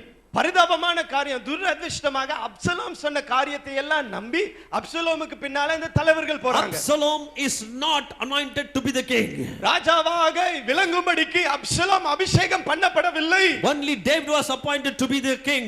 தாவீது மாத்திரம் தான் ராஜாவாக இருக்கும்படி நியமிக்கப்பட்டான். His own son is against him. தன்னுடைய சொந்த குமாரன் எழும்பி வருகிறான். Imagine the pain and agony David went through. தாவீது அனுபவித்த அந்த வலி அந்த வேதனையை கொண்டு யோசித்து பாருங்க. If you read this verse, இந்த வசனத்தை பார்ப்பீர்கள். What does he say? என்ன சொல்லுகிறார்? வாசிங்க 16, 11 and 12. பின்னும் தாவீது அபிசாயையும் தன் ஊழியக்காரர் எல்லாரையும் பார்த்து, இதோ என் கற்ப பிறப்பான என் குமாரனே, என் பிராணனை வாங்க தேடும்போது இந்த பென்யமீன் எத்தனை அதிகமாய் செய்வான், அவன் தூஷிக்கட்டும். அப்படி செய்ய கர்த்தர் அவனுக்கு கட்டளையிட்டிருக்கிறார். What a great statement. இது எவ்வளவு பெரிய வாக்கியம். What is happening here? இங்க என்ன நடக்கிறது? He walked on the top of the hill and in crying and even barefoot. He was walking alone with his people. ஆமென். இவன் மக்களோடு செருப்பு கூட போடாம தனிமையாக மலை மேலே ஏறி கொண்டு அழுது கொண்டு இருக்கிறான். It was at that time when Shimei went and he threw mud and he spoke evil against the king. இந்த நேரத்துல தான் தாவீது ஆகிய ராஜாக்கு விரோதமாக சீமேயி போய் மண்ணை தூக்கி விரோதமா பேசுறான். And in verse 6 and 7 we see here. 6 மற்றும் 7 வசனங்களை வாசிக்கிறோம். This fellow Shimei, he threw stones at David. இந்த சீமேயி தாவீது மேலே கல்லெறிகிறான். And he threw at all the servants of the king. ராஜாவுடைய வேலைக்காரர்கள் எல்லார் மீதும் கல்லெறிகிறான். And you know what he said? என்ன சொன்னான்? 7வது வசனம் வாசிங்க. சீமேயு அவனை தூஷித்து, இரத்த பிரியனே, பேலியாளின் மனுஷனே, தொலைந்து போ, தொலைந்து போ. You know, imagine what would have been the situation. யோசித்து பாருங்க எப்படிப்பட்ட சூழ்நிலையா இருந்திருக்கும். People are not literally throwing stones. மக்கள் எழுத்து ரீதியாக கல்லை எடுத்து போட But they மாட்டார்கள். spill out words ஆனால் வார்த்தைகளை கொட்டுவார்கள். against the anointed person. அபிஷேகம் பண்ணப்பட்டவருக்கு We விரோதமாக. need to be very, very careful. நாம் ஜாக்கிரதையா இருக்க வேண்டும். Sometimes we also take stone along with them. ஒரு சில நேரத்தில் அப்படி பேசுகிறவர்களோடு நாமும் கல்லை எடுத்துக் கொள்கிறோம். Yes, yes, yes, yes. ஆமா ஆமா ஆமா. Don't be in the stone pelting group. கல்லெறிகிற கூட்டத்துல இருக்காதீங்க. We should be very, very careful when we start to try to speak or think even against the anointed man of God. தேவனால் அபிஷேகம் பண்ண மனுஷனுக்கு பேச தொடங்கும் பொழுது அல்லது யோசனையில கூட நம்ம ஜாக்கிரதையா இருக்கணும். What happened to Aaron? ஏரோனுக்கு என்ன நடந்தது? What happened to the people who murmured against Moses? மோசேக்கு விரோதமாக ஆரோனோடு முறுமுறுத்த மக்களுக்கு என்ன நடந்தது? What did Moses did? மோசே என்ன He செய்தான்? went and laid in the tabernacle. அவன் கூடாரத்துக்குள் சென்று தன்னை கொடுத்தான். And he cried. அவன் அழுதான். The Lord was angry. தேவன் கோபம் அடைந்தார். Do you know what the Lord did? தேவன் என்ன செய்தார்? He killed everybody in the wilderness, those who spoke against Moses. மோசேக்கு விரோதமாக பேசின எல்லாரையும் வனாந்தரத்தில் ஆண்டவர் கொன்று போட்டார். For that very reason he made them to come around. அந்த காரணத்துக்காக தான் அந்த மக்களை வனாந்தரத்தில் சுத்தி வர செய்தார். In what happened in chapter 15 verse 30? 15ஆம் அதிகாரம் 13ஆம் வசனத்தில் என்ன பார்க்கிறோம்? In 2 Samuel chapter 15 verse 30. 2 Samuel புத்தகம் 15ஆம் அதிகாரம் 30ஆம் வசனம். David allowed himself to be squeezed in God's time.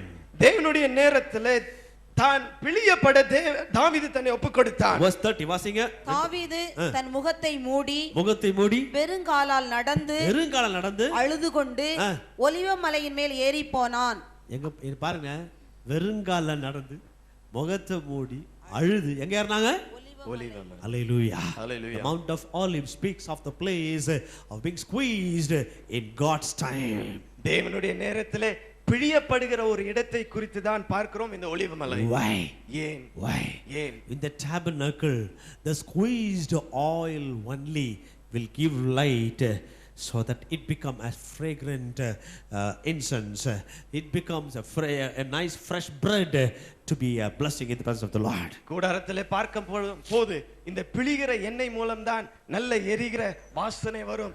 தேவ சமூகத்தை அப்பமும் செய்ய உருவாக்கப்படுகிறது. And in the New Testament புதிய ஏற்பாட்டிலே we see Jesus Christ in the same place being squeezed in the time of God. தேவனுடைய நேரத்திலே இயேசு கிறிஸ்துவும் கூட இதே இடத்திலே பிழியப்படுகிறதை பார்க்கிறோம். And David allowed himself to be squeezed by God in the Mount Olives. ஒலிவ மலையிலே தேவனால் பிழியப்பட தாவீது தன்னை கொடுத்தான். He said simply, God has told him to do that, please be quiet. தாவீது சொல்றான், ஆண்டவரான பார்த்து இப்படி செய்ய சொல்லி இருக்கிறார், அமைதியா இருங்க. Let him say. அவன் சொல்லட்டும். Let him curse. அவன் சாபம் For the Lord hath bidden him. தேவன் அப்படி செய்ய சொல்லி. Then in verse 12 he says, 12வது வசனத்திலே பார்க்கிறோம். 2 சாமுவேல் 16:12 வாசிக்கிறோம். ஒருவேளை கர்த்தர் சிறுமையை பார்த்து இந்த நாளில் அவன் நிந்தித்த நிந்தனைக்கு பதிலாக எனக்கு நன்மையை சரிகட்டுவார் என்றான். நிந்தனைக்கு பதிலாக எனக்கு நன்மை. எல்லாரும் சொல்லுங்க பார்க்கலாம். நிந்தனைக்கு பதிலாக எனக்கு நன்மை வரும். சொல்லுங்க. நிந்தனைக்கு பதிலாக எனக்கு நன்மை வரும். நிறைய பேருக்கு இன்னைக்கு தீர்க்கதரிசனமா இந்த வார்த்தை போகுது. நிந்தனைக்கு பதிலாக எனக்கு நன்மை வரும். நம்புறீங்களா? உங்களுக்கு எவ்வளவுக்குள்ள நிந்திக்கிறாங்களோ அவ்வளவுக்குள்ள உங்களுக்கு என்ன வரும்? நன்மை வரும். அது சொல்லுங்க. Wait in God's time to be squeezed. தேவனுடைய நேரத்திலே பிழியப்பட தேவனுடைய answer will come. பதில் வரும். Amen. Amen. Don't jump, don't run, don't pass on hasty decisions. நீங்க குதிக்காதீங்க, ஓடாதீங்க, அந்த சூழ்நிலையில அவசரமா முடிவு எடுக்காதீங்க. And it is a time when the Lord stretches forth his hand and gives his answer in his time. அவருடைய நேரத்திலே தேவன் என்ன செய்வார்? தம்முடைய கரத்தை நீட்டுவார். And because of this situation that David passed through, he wrote lot of beautiful verses in the Psalms later about lifted up, about heart strengthening, and about getting God's grace and getting God's power. இந்த சூழ்நிலை வழியாக தாவீது அனுபவித்து வந்தபடினாலே பிறகு சங்கீதங்களை எழுதினான். உயர்த்தப்படுகிறதை குறித்தும் உள்ளத்திலே பலனடைகிறது குறித்தும் சங்கீதங்களை பாடினான். In Psalm 27 verse 14. 27ஆம் சங்கீதம் 14ஆம் வசனம். வாசிங்க, குயிக்கா வாசிங்க. Psalm 27 verse 14. கர்த்தருக்கு காத்திரு, அவர் உன் இருதயத்தை ஸ்திரப்படுத்துவார். உன் இருதயத்தை ஸ்திரப்படுத்துவார். இருதயம் நொறுங்குண்ட வேளையில அவன் காத்திருந்தான், கர்த்தரை ஸ்திரப்படுத்தினார். இன்னொரு இடத்துல வாசிக்கிறோம் 147:11 வாசிக்கிறோம், கிருபைக்கு காத்திரு சொல்லப்பட்டிருக்கிறது.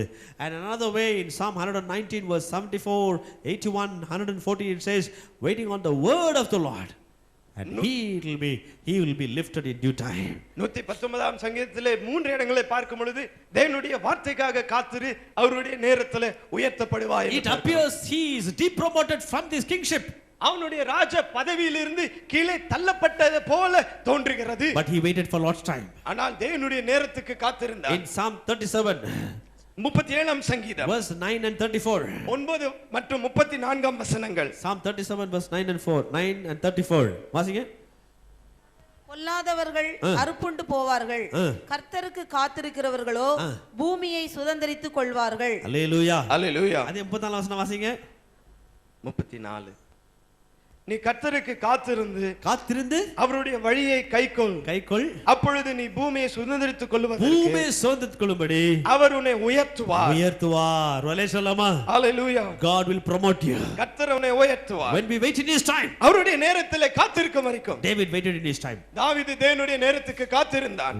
What time? Not in his time, in God's time. அவனுடைய நேரம் அல்ல, தேவனுடைய நேரத்திற்கு. Finally, இறுதியாக in 1 Samuel chapter 1 verse 15, 1 Samuel 1ஆம் அதிகாரம் 5ஆம் வசனம், we see this woman Hannah waited in the tabernacle. கூடாரத்திலே பின்னாகிய இந்த அன்னாள் காத்திருப்பதை பார்க்கிறோம். 1 Samuel chapter 1 verse 15, we see here when even the man of God Eli did not know what is happening, and he said, Hannah answered and said, no my lord, I am a woman of sorrowful spirit, I have drunk neither wine nor strong spirit, but no strong drink, but I poured out my soul before the Lord. தமிழ்ல வாசிங்க. அதற்கு அன்னாள் பிரதியுத்தரமாக, அப்படி அல்ல என் ஆண்டவனே, நான் மன கிளேசம் உள்ள ஸ்திரீ, நான் திராட்சரசமாகிலும் மதுவாகிலும் குடிக்கவில்லை, நான் கர்த்தருடைய சந்நிதியில் என் இருதயத்தை ஊற்றிவிட்டேன். Hannah poured her heart in the tabernacle and waited for God's time.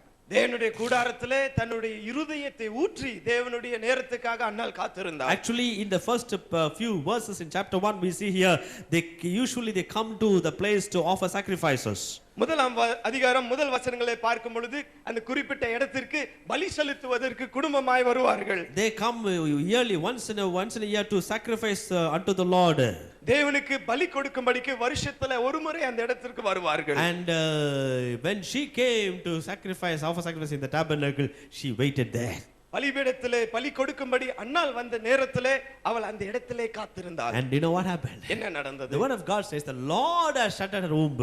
ஆமென். வசனம் சொல்கிறது கர்த்தர் தன்னுடைய கர்ப்பத்தை அடைத்திருந்தார். தமிழ்ல அழகா இருக்குது. கர்த்தரோ 6ஆம் வசனம் வாசிங்க. முதலாம் அதிகாரம் 6ஆம். கர்த்தர் அவள் கர்ப்பத்தை அடைத்தபடியினால், கர்த்தர் அவர் கர்ப்பத்தை அடைத்தபடியினால் அவளுடைய சக்களத்தி அவள் துக்கப்படும்படியாக அவளை மிகவும் விசனப்படுத்துவார். அடைச்சாராம். கர்த்தர் கர்ப்பத்தை அடைச்சாராம். எதுக்காக? கர்த்தர் கர்ப்பத்தை அடைக்கணும் அவருக்கு ஆசையா? கர்த்தர் கர்ப்பத்தை அடைக்கணும் ஆசை இல்லைங்க.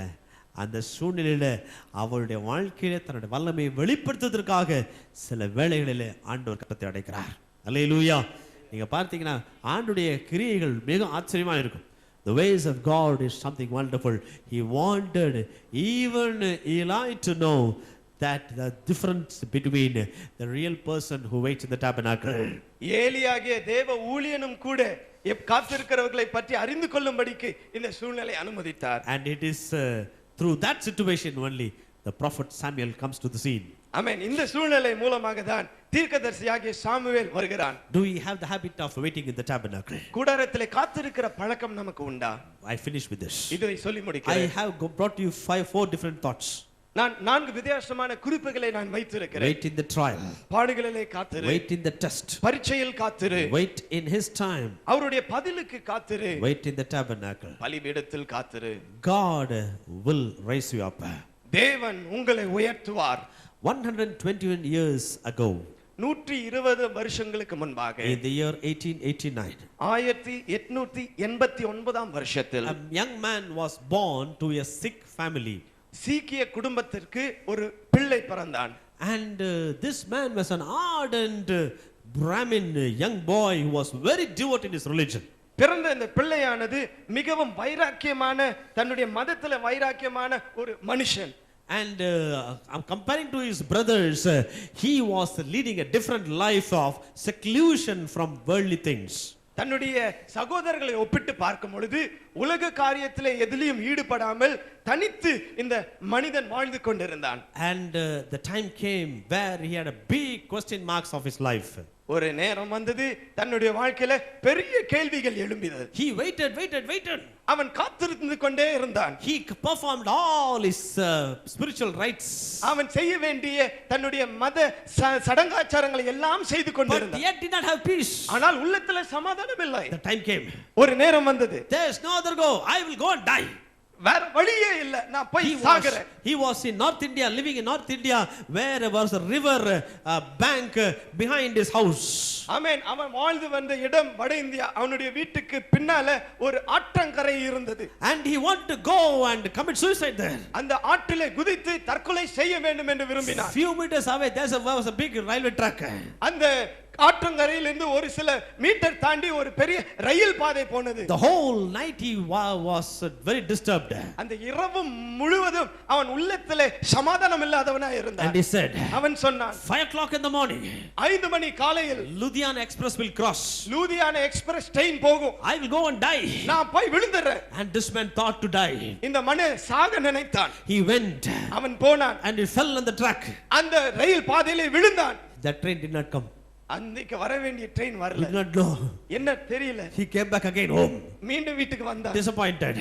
வருத்தத்தோடு He said, அவன் சொன்னான், if I don't get the peace from the real God, உண்மையான கடவுள்கிட்ட இருந்து எனக்கு சமாதானம் கிடைக்கலனா I will die tomorrow morning. நான் நாளைக்கு காலையில செத்து போவேன். The whole night he waited. இரவு முழுதும் காத்திருந்தான். And he was asking, அவன் கேட்டுக்கொண்டே இருந்தான், if there is a God, உண்மையான கடவுள் இருப்பீங்கன்னா I want to see. நான் உங்களை பார்க்கணும். And you know what happened? என்ன நடந்தது? He did not have any answer. பதில் ஒன்றுமே இல்லை.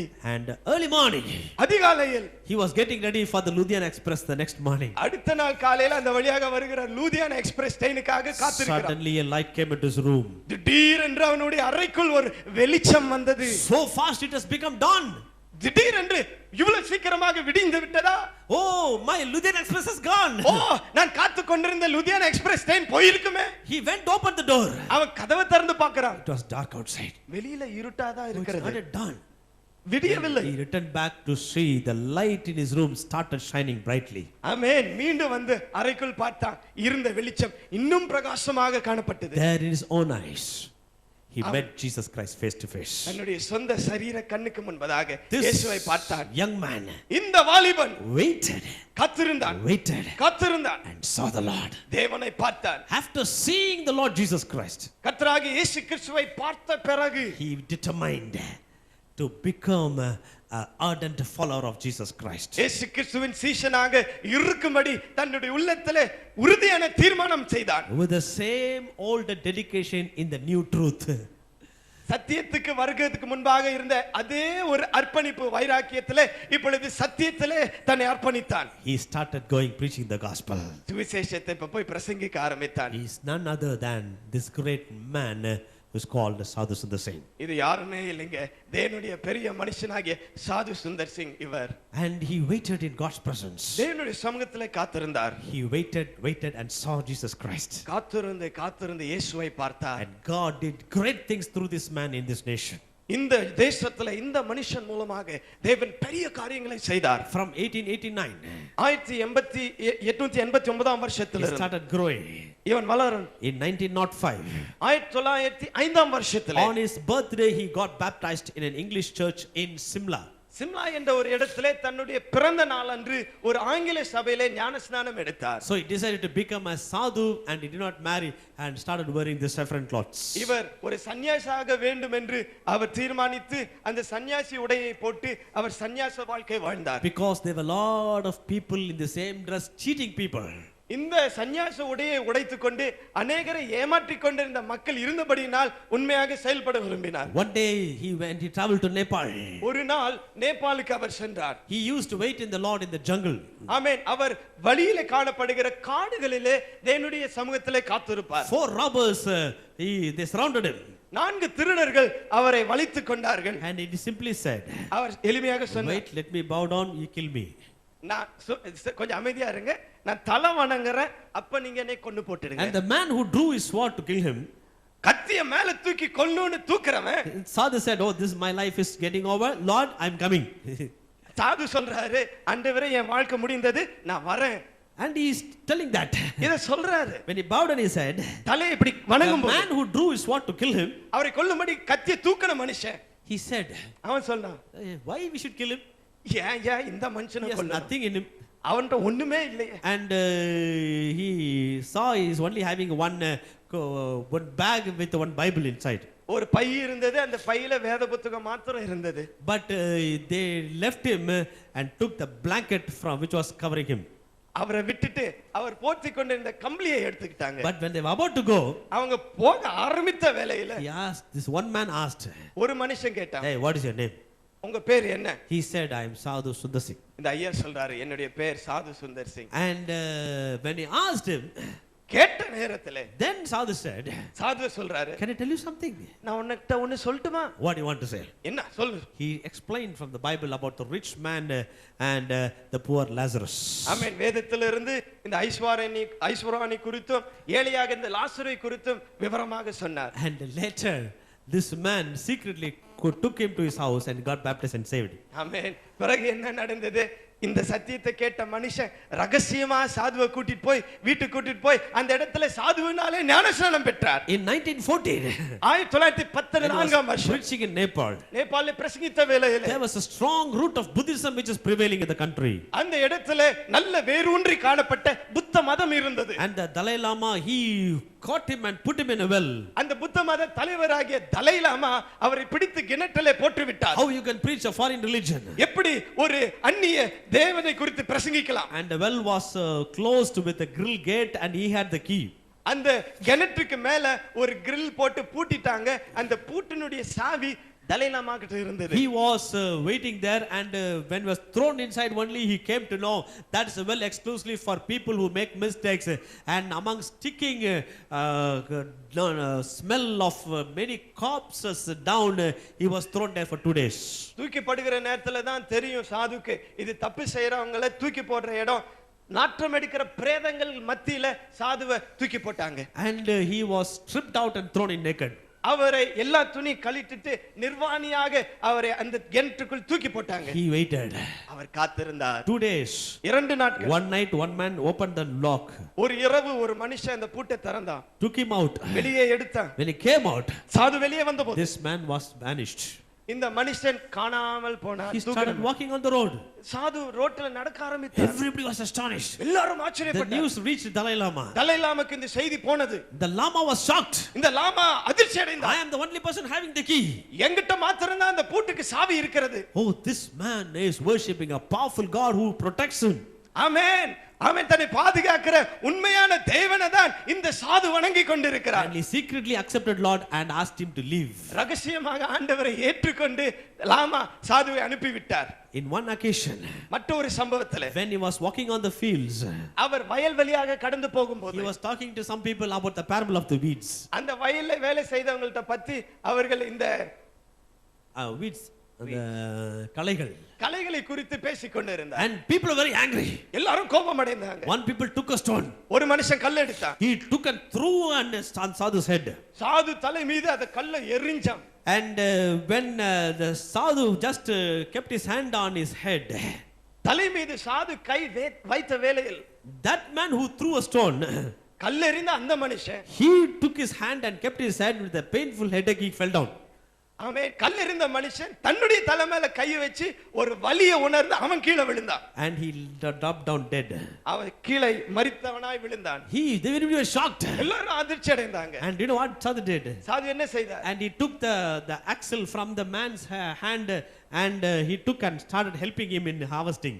ஆமென். அவனுடைய கையில இருந்த அந்த அருவாளை எடுத்து மற்றவர்களுக்கு அறுவடை செய்ய உதவி செய்தார் சாது. When Sadhu left, சாது போன பிறகு within 3 days, 3 நாளுக்குள் they reaped a very big harvest. ஒரு பெரிய அறுவடையை அவர்கள் செய்தார்கள். He walked even to Tibet. அவர் திபெத் வரைக்கும் தேசத்து வரைக்கும் நடந்து சென்றார். And he walked and preached in the mountains. அவர் மலைகளிலே நடந்து He பிரசங்கித்தார். traveled to many countries. பல தேசங்களுக்கு அவர் பயணம் He செய்தார். came back to India. அவர் மீண்டும் இந்தியாவுக்கு வந்தார். And after 15 years, 15 வருஷத்துக்கு he பிறகு again went to Tibet. மீண்டும் திபெத்துக்கு And போனார். he was nowhere found again. மீண்டும் அவரை யாரும் பார்க்க Nobody முடியவில்லை. knew where Sadhu died, when he died. சாது எங்கே எப்படி செத்தார் என்று மரித்தார் யாருக்கும் But he தெரியவில்லை. created a big impact in people's lives. ஆனால் அவரை பாருங்க ஜனங்களுடைய வாழ்க்கையில ஒரு பெரிய பாதிப்பை ஏற்படுத்தினார். Who waited to see God, தேவனுக்கு பார்க்க வேண்டும் காத்திருந்த who மனுஷன். waited for God to intervene, ஆமென். தன்னுடைய வாழ்க்கையில இடைப்படும்படிக்கு தேவனுக்காக காத்த who மனுஷன். waited for every opportunity to preach the gospel. சுவிசேஷத்தை பிரசங்கிக்க எல்லா வாய்ப்புகளுக்காக காத்திருந்த This மனுஷன். man was born in a sick family in our nation. நம்முடைய தேசத்திலே ஒரு சீக்கிய குடும்பத்திலே பிறந்த இந்த மனுஷன் Now is a worldwide strong firebrand, a powerful testimony among the body of Christ. கிறிஸ்துவின் சரீரமாகிய சபை மத்தியிலே உலக அளவிலான சபையிலே ஒரு வல்ல அக்னிமயமான சாட்சியாக இன்றைக்கும் விளங்குகிறார். Shall we pray? நாம் ஜெபிப்போமா? Shall we close our eyes? நாம் கண்களை மூடுவோமா? When we wait, நாம் காத்திருக்கும் போது great things happen. பெரிய காரியங்கள் நடக்கும். You wait until I do great things in your life. உன்னுடைய வாழ்க்கையில நான் பெரிய காரியங்களை செய்யற வரைக்கும் காத்திரு. Wait in your trial. பாடுகளிலே காத்திரு. Wait in your test. பரீட்சையிலே காத்திரு. Wait in his time. அவருடைய பதிலுக்கு காத்திரு. Wait in the tabernacle. பலிபீடத்தில் காத்திரு. As we are closing our eyes, may the Sunday school children go. Sunday school பிள்ளைகள் எழுந்து போகலாம். Let us make a solemn decision in God's presence. தேவனுடைய சமூகத்திலே பயபக்தியான ஒரு தீர்மானத்தை எடுப்போம். Waiting in God's presence works out the divine characteristics of God in our life. தேவனுடைய சமூகத்திலே காத்திருக்கிற அந்த பழக்கமானது என்னுடைய வாழ்க்கையில தெய்வீக குணங்களை வளர்க்கிறது. It helps us to discover God's supernatural power and wisdom. நமக்குள் இருக்கிற தேவனுடைய இயற்கை காப்பட்ட வல்லமையும் ஞானத்தையும் கண்டு கொள்ள உதவி செய்கிறது. What is your situation? உங்களுடைய சூழ்நிலை என்ன? Are you waiting too long? நீங்கள் நீண்ட நேரம் காத்திருக்கிறீர்களா? One person waited for 3 days. ஒரு மனிதன் 3 நாள் காத்திருந்தான். One person waited for 7 days. ஒரு மனிதன் 7 நாட்கள் One காத்திருந்தான். person waited for 2 years. ஒரு மனிதன் 2 வருஷம் One person காத்திருந்தான். even waited for 100 years. ஒரு மனுஷன் 100 வருஷம் We do காத்திருந்தான். not know what will happen. என்ன நடக்கும் நமக்கு தெரியாது. But one thing is sure. ஆனால் ஒரு காரியம் You உறுதி. may not able to see God. நீங்கள் தேவனை ஒருவேளை பார்க்காமல் இருக்கலாம். But remember, He works. ஆனால் அவர் கிரியை செய்கிறார். மனசுல வைத்துக்கொள். God works behind you. உனக்கு பின்பாக மறைந்து தேவன் கிரியை செய்கிறார். Wait. காத்திருங்கள். Hallelujah. Hallelujah. Oh, hallelujah.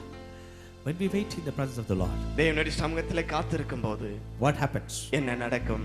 You allow God to work great things for you.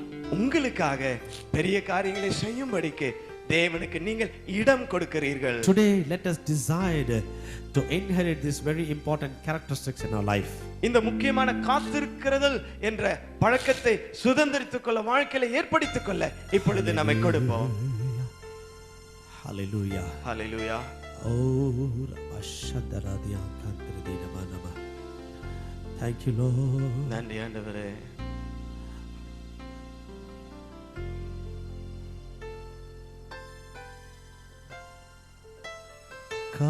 காத்திருந்து பலன் பெறுவே கழுகு போல பரப்பே காகத்தின் வம்சம் நான் நல்ல சிங்கத்தின் குட்டிதானே காத்திருந்து பலன் பெறுவே கழுகு போல பரப்பே காகத்தின் வம்சம் நான் அல்ல, சிங்கத்தின் குட்டிதானே.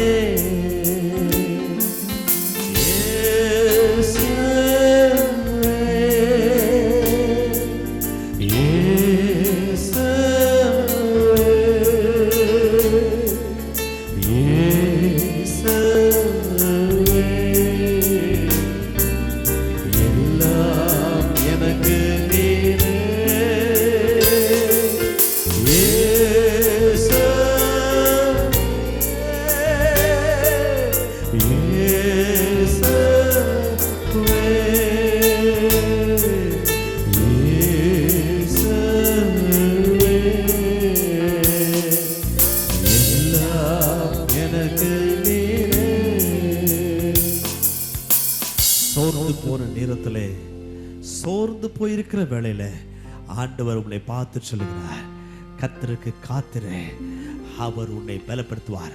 கழுகுகளை போல சட்டையில் எடுத்து எழும்புவாய். என்னுடைய வேலை வரும் வரைக்கும் காத்திரு என் மகளே, என் வேலை வரும் வரைக்கும் காத்திரு மகனே, நான் உனக்காக எல்லாவற்றையும் செய்து முடிப்பேன். எத்தனை பேர் தைரியமா சொல்ல முடியும்? கர்த்தர் எனக்காக யாவும் செய்து முடிப்பார். கர்த்தர் எனக்காக யாவும் செய்து முடிப்பார். கர்த்தர் எனக்கு காரியத்தை கட்டளிடும் நேரம் வரைக்கும் நான் காத்திருப்பேன். சொல்லுங்க சொல்லுங்க, கர்த்தர் எனக்கு காரியத்தை கட்டளிடும் நேரம் வரை காத்திருப்பேன். I will wait until God's time for him to release my blessing, to release that thing for me. I will wait. ஷலகதுரா மத்தியானமா ஜெபத்தோடு அந்த பாடலை பாடி ஒப்பு கொடுக்கலாமா? காத்திருந்து பலன் பெறுவே, கழுகு போல பரப்பே, காகத்தின் வம்சம் அல்ல, சிங்கத்தின் குட்டிதானே. சொல்லுமா? காத்திருந்து பலன் பெறுவே, கழுகு போல பரப்பே, காகத்தின் வம்சம் அல்ல, சிங்கத்தின் குட்டிதானே. ஹல்லேலூயா. இயேசுவே,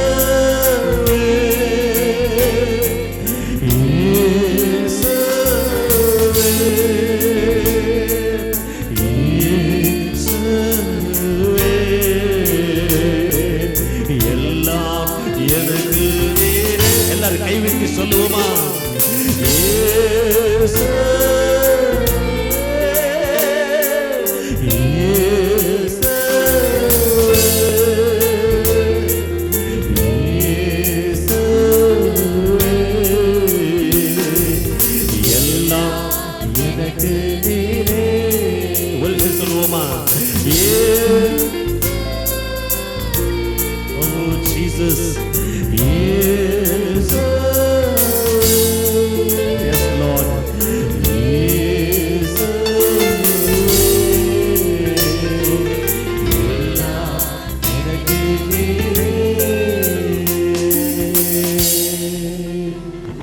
Until the hand of the Lord comes and works things for you, wait. உங்களுக்காக கர்த்தருடைய கரம் வந்து வேலைகளை செய்யும் வரைக்கும் காத்திருங்கள். The time will come. Wait in the hand of the Lord until he lifts you up in due season. வேலை வரும் ஏற்ற வேளையிலே ஆமென். கர்த்தர் உங்களை உயர்த்தும்படிக்கு அவருடைய பலத்த கரத்திலே அடங்கியிருங்கள். Jesus.